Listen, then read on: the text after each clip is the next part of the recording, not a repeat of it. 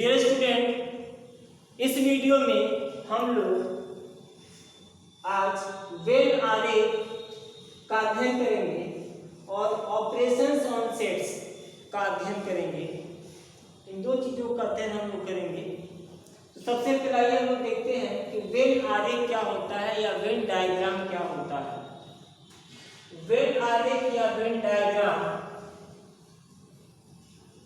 इसका प्रयोग सर्वप्रथम एक इंग्लिश फिलोसोफर ने किया था। उनका नाम था जॉन वेन।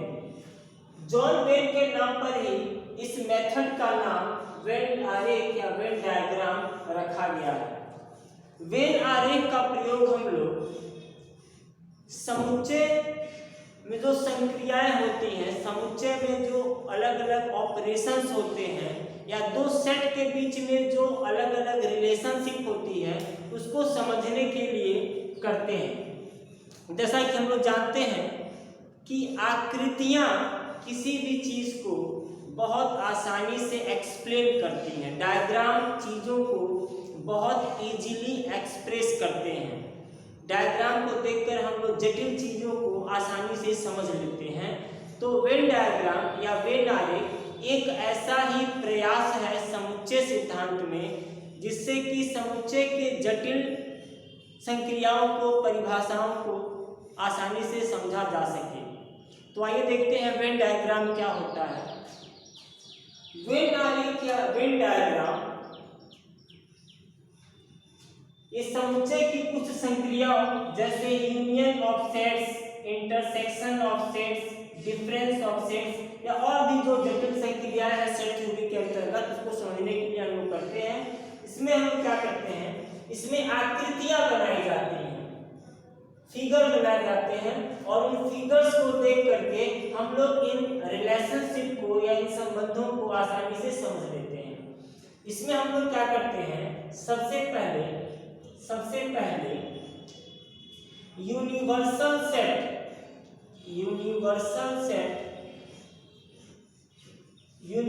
सेट को दिखाने के लिए आयत का प्रयोग करते हैं, रेक्टेंगल का प्रयोग करते हैं।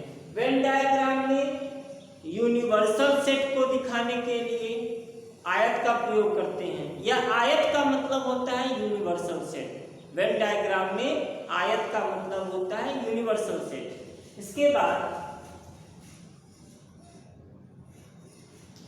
इस यूनिवर्सल सेट या सार्वत्रिक समुच्चय का जो सब सेट होता है, सब सेट या उप समुच्चय, तो उप समुच्चय को व्यक्त करने के लिए हम लोग सर्कल का प्रयोग करते हैं, वृत्त का प्रयोग करते हैं।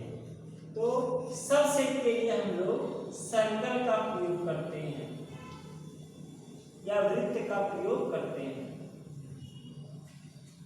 और यहाँ पे रेक्टेंगल का प्रयोग करते हैं। ठीक है, तो आयत का मतलब है, आयत क्या व्यक्त करता है, आयत यूनिवर्सल सेट को व्यक्त करता है, और जो सर्कल है वो सब सेट को व्यक्त करता है।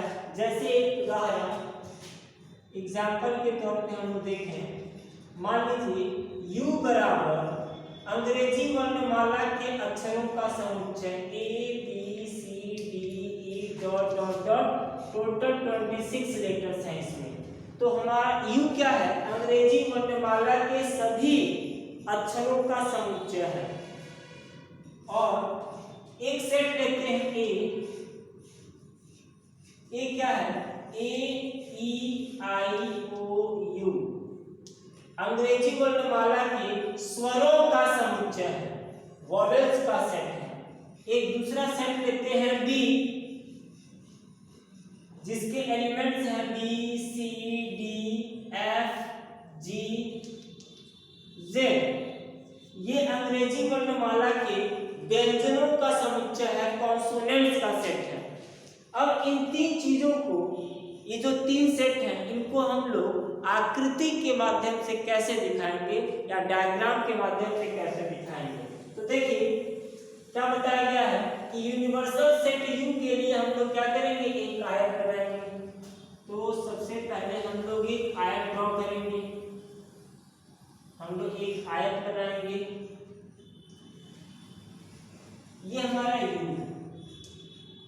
अब इस आयत के बारे में ऐसी धारणा है जैसे कि ये क्या है, U एक सेट है। सेट का मतलब ये, आप ऐसे कल्पना करिए, प्रैक्टिकली आप ऐसे सोचिए कि आपके पास एक बैग है और उस बैग में ए से लेकर जेड तक के जितने भी लेटर्स हैं वो उसमें रखे हुए हैं। तो वही कंसेप्ट इस रेक्टेंगल के साथ है। हमें ऐसा मानना होगा कि इस रेक्टेंगल के अंदर ही, इस आयत के अंदर ही ये सभी 26 अक्षर 26 लेटर्स, ये सभी लेटर इसी के अंदर कहीं न कहीं हैं, इसके अंदर। इसके बाद तो जब ये 26 अक्षर इसी के अंदर है तो ए ई आई ओ यू ये जो 5 लेटर हैं या ये जो 5 अक्षर हैं ये भी तो इसी आयत के अंदर होंगे। तो ए ई आई ओ यू इसी के अंदर होंगे, लेकिन यहाँ पर क्या है कि ए ई आई ओ यू एक दूसरे सेट ए का अवयव है। तो ए क्या है, ये निश्चित रूप से यू का उपसमुच्चय है। तो इसको व्यक्त करने के लिए हम लोग क्या करते हैं, एक सर्कल बनाएंगे। आयत के अंदर सर्कल है, आयत के अंदर सर्कल बना। क्यों अंदर बना, क्योंकि ए यू का उपसमुच्चय है। तो आयत के अंदर हम लोग, आयत के अंदर एक सर्कल ड्रॉ करेंगे ए, और इस ए के अंदर क्या है हमारे पास, इसमें ए है, ई है, आई है, ओ है और यू है। इसी आयत के अंदर हम लोग एक और सर्कल ड्रॉ करेंगे बी, ये बी है। इस बी के अंदर क्या है, व्यंजन है, कॉन्सोनेंट है, व्यंजन है या कॉन्सोनेंट है। या ऐसे हम समझें कि ये जो आयत है, ये जो वृत्त है, इस वृत्त के अंदर है ए ई आई ओ यू। तो इस वृत्त के बाहर क्या है, इस वृत्त के बाहर है B C D F G dot dot जी।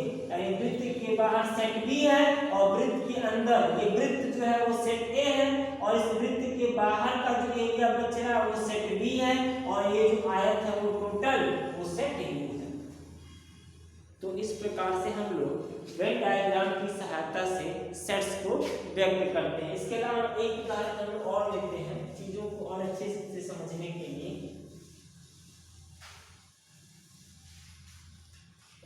फिर वही लेते हैं, मान लीजिए u बराबर A B C D dot dot Z, ये अंग्रेजी वर्णमाला के अक्षरों का समुच्चय है। ठीक, एक सेट हम लोग लेते हैं ए बराबर A B C D E F G H.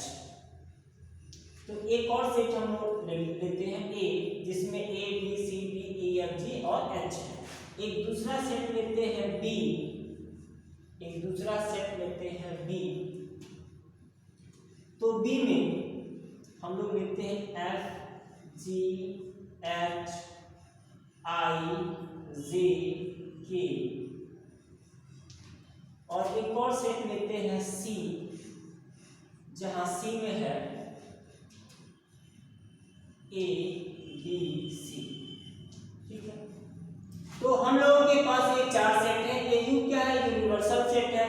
तो इस यूनिवर्सल सेट के लिए हम लोग क्या करेंगे, इस यूनिवर्सल सेट के लिए हम लोग एक आयत बनाएंगे, एक आयत बनाएंगे। ये जो आयत है ये सेट U को रिप्रेजेंट करता है।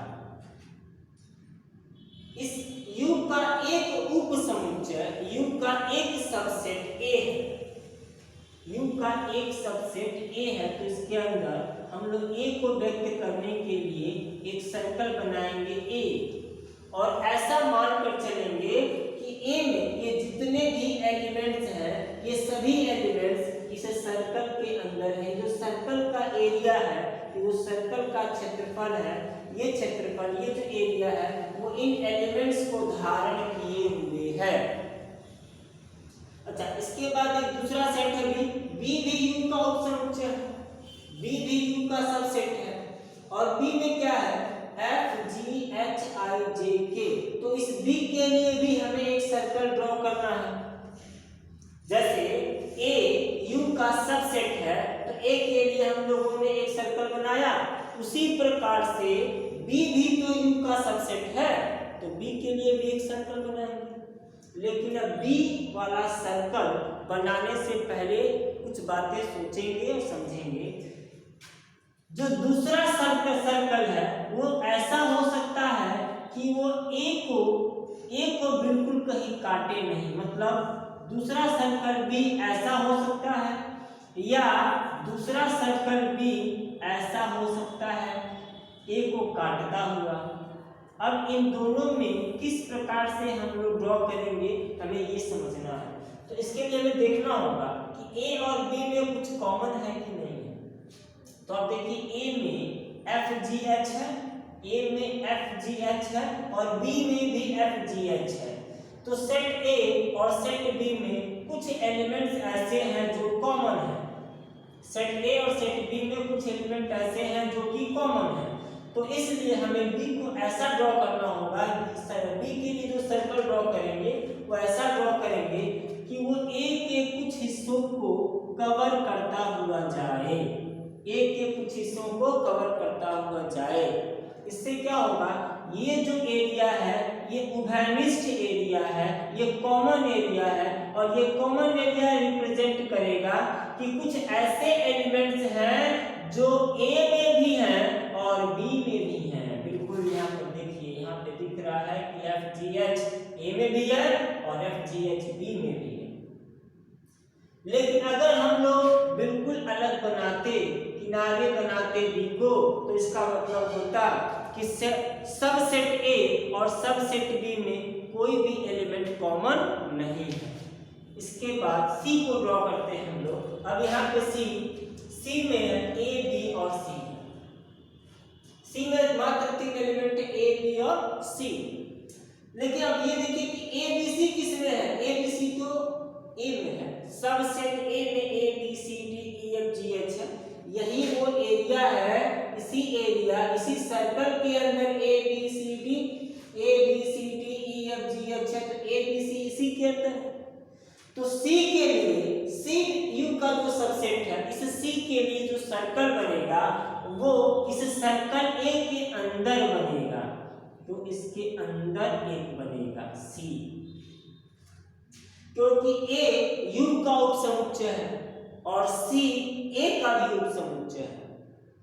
यू ए का उपसमुच्चय है तो हम लोगों ने यू के अंदर ए बनाया, और सी ए का उपसमुच्चय है तो हम लोग ए के अंदर सी बनाएंगे, ए के अंदर सी बनाएंगे। तो इस प्रकार से वेन डायग्राम की सहायता से हम लोग समुच्चय को बहुत आसानी से समझ सकते हैं। इसके अलावा भी कुछ जटिल संक्रियाएं होती हैं समुच्चय सिद्धांत में, उसको हम लोग वेन डायग्राम की सहायता से बहुत ही सरलता से समझ सकते हैं।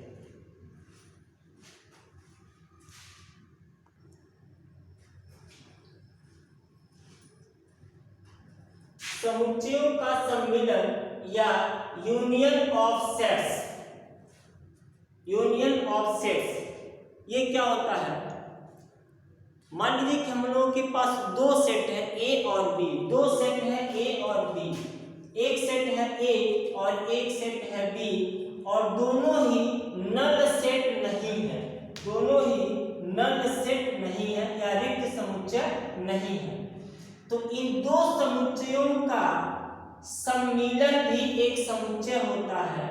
मतलब ए यूनियन बी, जिसको हम लोग ए यूनियन बी पढ़ते हैं, A union B, A union B यह एक सेट है, यह भी एक सेट है, यह भी एक सेट है, इसको हम लोग पढ़ते हैं ए यूनियन बी।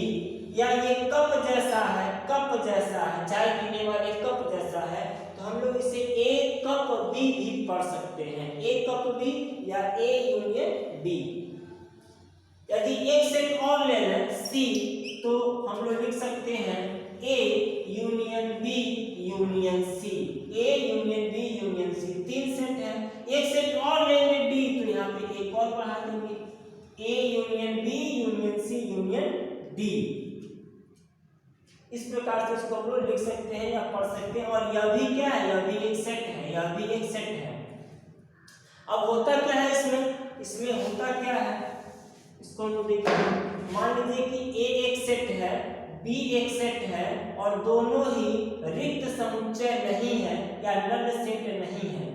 तो इन दोनों से बनने वाला सेट ए यूनियन बी, इन दोनों से बनने वाला सेट ए यूनियन बी एक ऐसा सेट होता है जिसके अवयव या तो ए के अवयव होते हैं या तो बी के अवयव होते हैं।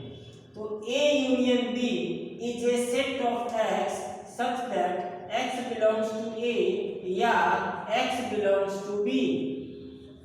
प्रतीकात्मक रूप में हम लोग दो समुच्चयों के सम्मिलन को इस प्रकार से लिख सकते हैं कि A union B is a set of x where x belongs to A या और एक्स बिलोंग्स टू बी, जैसा कि यहाँ पे लिखा हुआ है। अब आइए इसको समझने का प्रयास करते हैं, इसका मतलब क्या है। जैसे मान लीजिए कि मेरे पास दो बैग है, एक बैग ए और एक बैग बी। बैग ए में कुछ सामान है, बैग बी में भी कुछ सामान है। अब क्या किया जाए, इन दोनों बैगों में जो भी सामान है उसको किसी तीसरे बैग में डाल देते हैं और इन दोनों को खाली कर देते हैं।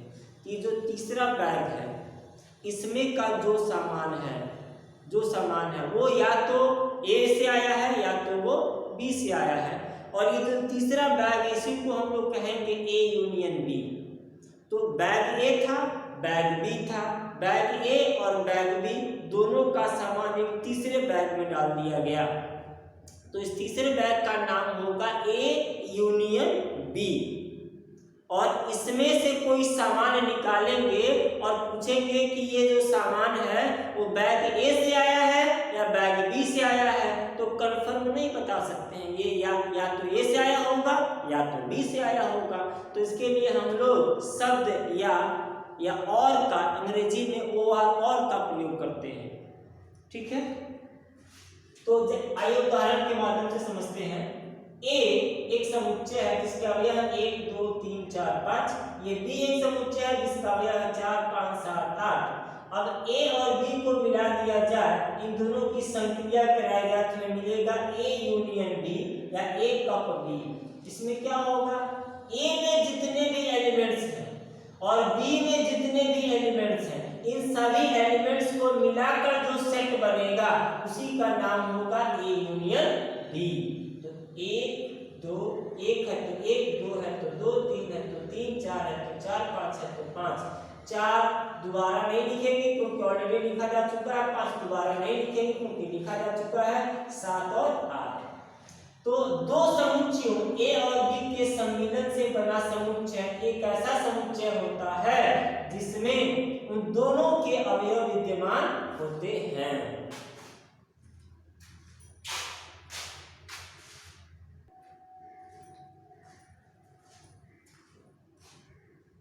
दो समुच्चयों के सम्मिलन को वेन डायग्राम से दिखाने के लिए, वेन डायग्राम या वेन आरेख से दिखाने के लिए देखिए हम लोग क्या करते हैं, कैसे हम लोग लिखेंगे।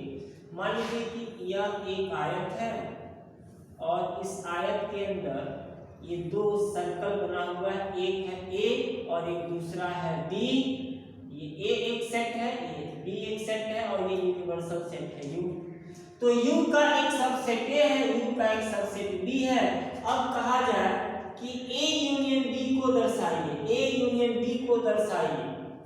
ये A एक सेट है, B एक सेट है, तो A यूनियन B को कैसे दर्शाते हैं हम लोग। A यूनियन B का मतलब है कि सेट A और सेट B दोनों में जितने भी एलिमेंट्स हैं सबको मिलाने से बना हुआ सेट। तो सबको मिलाने से बना हुआ सेट है ये वाला, ये जो एरिया है, ये जो एरिया जो 8 या 8 के आकार में दिख रहा है, यही वो एरिया है जिसको हम लोग कहेंगे ए यूनियन बी। यदि हम लोग सेट करें तो ऐसे इसको सेट कर सकते हैं। तो ये जो शेडेड एरिया है, इस शेडेड एरिया को कहा जाता है सेट ए यूनियन बी। तो इस प्रकार से वेन आरेख की मदद से हम लोग ए यूनियन बी को दर्शा सकते हैं या व्यक्त कर सकते हैं।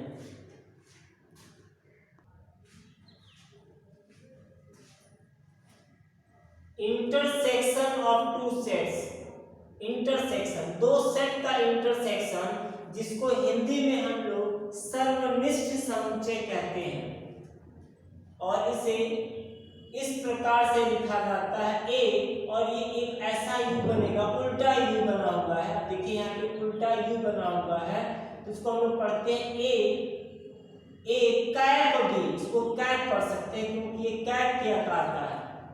इसको पढ़ेंगे ए कैप बी या ए इंटरसेक्शन बी ही पढ़ेंगे।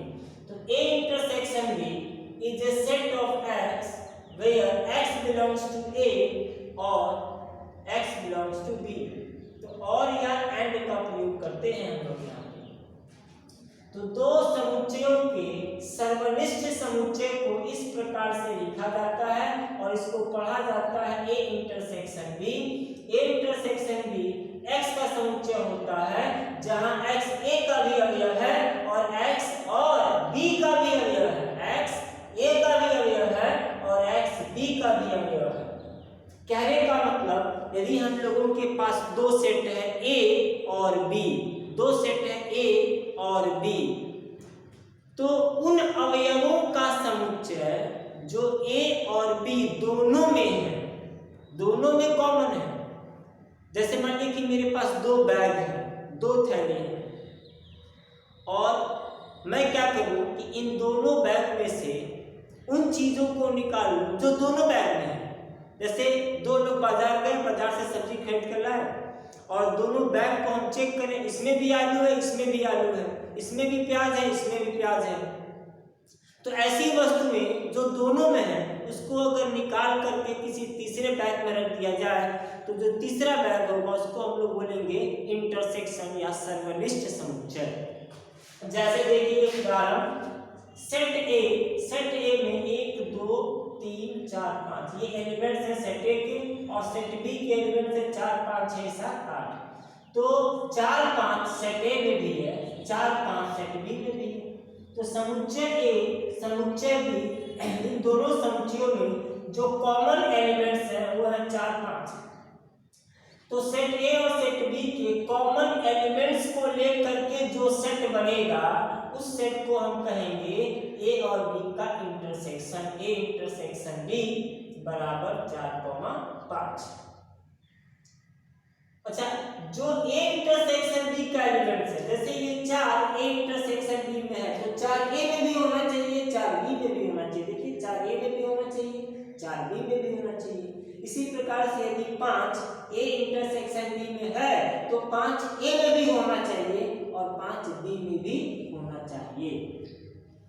तो यदि कोई एलिमेंट ए इंटरसेक्शन बी का अवयव है, यदि कोई एलिमेंट ए इंटरसेक्शन बी का है तो इसका मतलब कि वो ए का भी अवयव है या ए का भी एलिमेंट है और बी का भी एलिमेंट है। तो उसी से ये डेफिनेशन बनाते हैं हम लोग। एक डेफिनेशन बना हुआ है कि ए इंटरसेक्शन बी एक ऐसा सेट है जो एक्स का, जिसका एलिमेंट एक्स है। ए इंटरसेक्शन बी का एलिमेंट एक्स है और ये एक्स ए का भी एलिमेंट है और ये एक्स बी का भी एलिमेंट है। वेन डायग्राम की बात करें तो वेन डायग्राम में ये जो एरिया दिख रहा है जो कि गोले ए और गोले बी दोनों में कॉमन है, इसी को हम लोग कहते हैं, ये जो छायांकित भाग है इसी भाग को हम लोग कहते हैं कि ये ए इंटरसेक्शन बी है। उम्मीद करते हैं कि आपको ये समझ में आया होगा।